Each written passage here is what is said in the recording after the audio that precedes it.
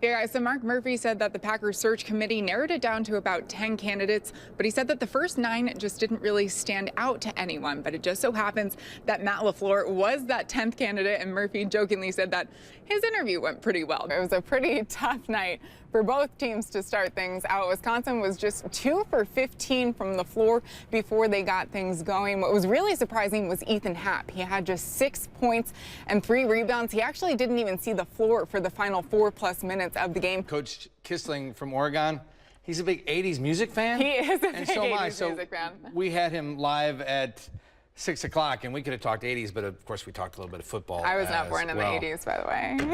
I wasn't alive then.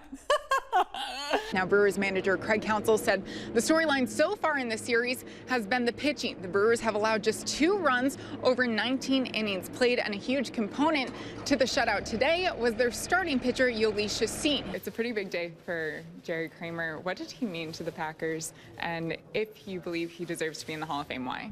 Well, I believe he deserves to be in the Hall of Fame. The Packers are coming off of a bye week in which they desperately needed with all of the injuries mounting up. Good news for Green Bay. Cornerback Kevin King was listed as questionable on Saturday. He is good to go tonight. Yesterday I spoke with Brad Davison, and he said that when someone does something well on the court, when you look over at the benches or even the guys that are on the floor at the moment, everyone is celebrating everyone else's successes. And he said flat out, you just didn't see a whole lot of that last season. Earlier this week, I spoke with defensive end Caden Lyles, and he said that although he was excited about tonight, he did admit that he was just a little bit nervous, and hopefully some of those nerves will be worked out pretty quickly. And the Brewers are kind of feeling something that they haven't felt in a very long time because they haven't actually lost a game in 21 days. And as you mentioned before, Wade Miley pitched an absolute gem today. He went 5.2 innings, not allowing any runs. And then in that 7th inning is where the Brewers kind of ran into a little bit of trouble. Just a week after Aaron Jones fumbled the football, taking away any momentum that the Packers had against the Patriots,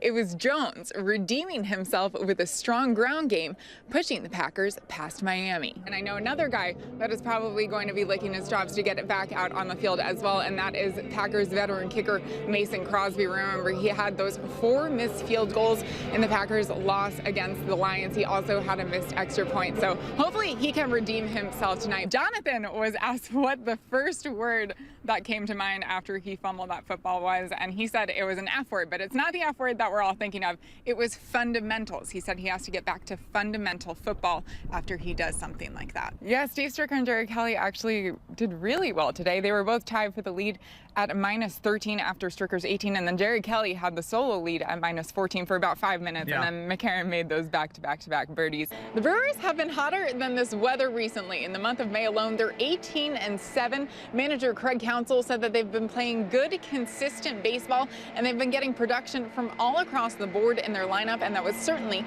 the case today. The team is coming off of their bye week. Hundley actually stuck around town to learn more about the Packers offense.